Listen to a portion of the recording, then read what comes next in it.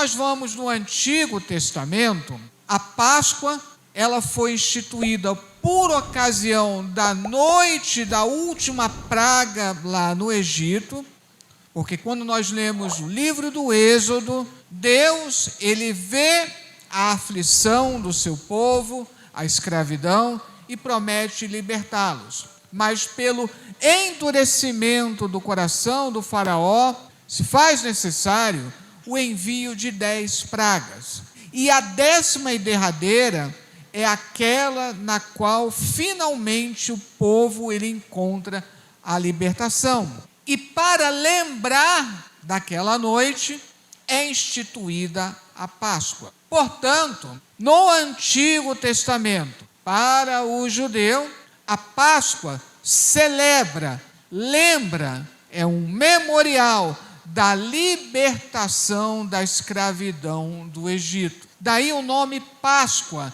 que vem do hebraico Pessah, que significa passar de largo, porque naquela noite, nas casas aonde estivesse o sangue do cordeiro, o anjo da morte desviava, passava de largo e não atingia aquela casa. Daí essa festa chamada de Páscoa. Mas, infelizmente, o povo não se manteve na fidelidade, o povo de Israel. Depois vêm os profetas anunciando a vinda de um libertador muito mais eficaz do que era considerado Moisés. Moisés é considerado um libertador, mas ele tinha suas limitações humanas.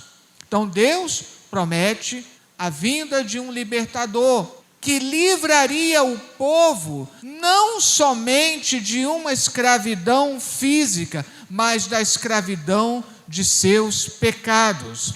Por isso, ele é chamado de Messias, o Cristo, o ungido. E vários profetas vão anunciar a vinda desse Messias. E dentre todos os profetas, nós conhecemos a célebre profecia de Isaías 53, que na verdade começa no final do capítulo 52, e que é reputada então como a grande profecia messiânica. Mas aqui mostra que, começando por Moisés, ou seja, pelo Pentateuco, tudo anuncia a vinda de Jesus, e anuncia que Jesus precisaria, por nós, padecer para que nós pudéssemos ser libertos dos nossos pecados. E aí vem a ligação entre Páscoa judaica e a chamada Páscoa cristã.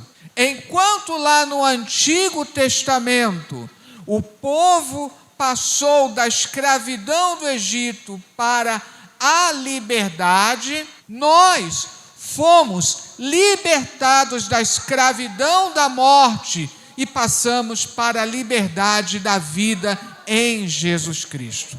Por isso, entre outras coisas, convinha que Jesus ele padecesse, morresse, mas ressuscitasse na época da Páscoa judaica. E aqui vem uma curiosidade sobre a data da Páscoa. Rapidamente explicando, percebemos que a cada ano, no nosso calendário, cai numa data diferente. Por que isso acontece? Porque precisa acompanhar mais ou menos o calendário judaico que estabelece a Páscoa judaica. Só que o calendário deles é lunar, ou, mais exatamente, lunisolar. No calendário judaico é uma data fixa, mas quando nós trazemos para o nosso calendário, que é um calendário solar, ele não combina, porque o calendário lunar, ele se prende nos dias exatos de um mês,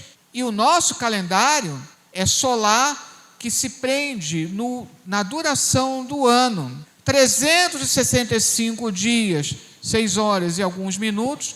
Se você tenta encaixar os meses seguindo as fases da lua, 28 dias e algumas horas, entre 28 e 29 dias. Não cabe.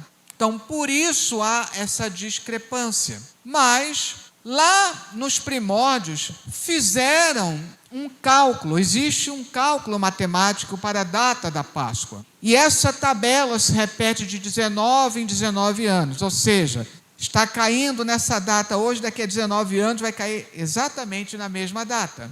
E aí retrocede uma semana, é a entrada triunfal de Jesus em Jerusalém, que convencionou se chamar de Domingo de Ramos. Retrocede 40 dias, é a Páscoa. Então, ao contrário do que alguns pensam, primeiro se calcula a data da Páscoa e aí depende dela a data do Carnaval. Agora, independente de ser uma data fixa, algo que nos chama a atenção, lá no Antigo Testamento determinou-se a guarda do sábado, e para os judeus isso continua válido. Para nós, todos os dias devem ser de culto a Deus. Nós temos que ter um culto permanente. Todos os dias devem ser guardados para Deus. Porém, existe um especial em que nós especialmente cultuamos a Jesus para lembrar desse glorioso dia em que ele ressuscitou dentre os mortos, que é o domingo. Então, na verdade, não dependemos de uma data específica uma vez no ano. Todos os domingos nós lembramos, como diz aqui, ele não está aqui, mas ressuscitou. Agora, a Páscoa cristã é um momento mais propício para enfatizar isso, para lembrar disso. É um momento propício até evangelístico. E a promessa, existem muitas promessas lá no Antigo Testamento. Uma delas, que Jesus cita muito, é que ele ressuscitaria ao terceiro dia. E é interessante que isso cria uma confusão.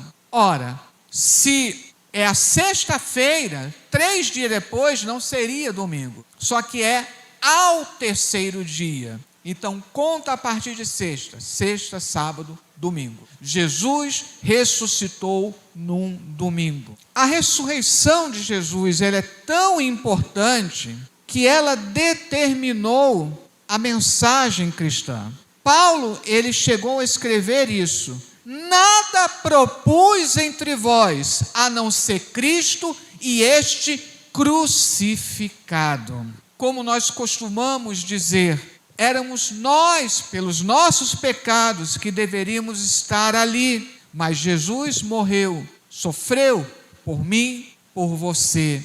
Mas ele ressuscitou e está vivo para todo sempre, para nos dar vida e vida em abundância.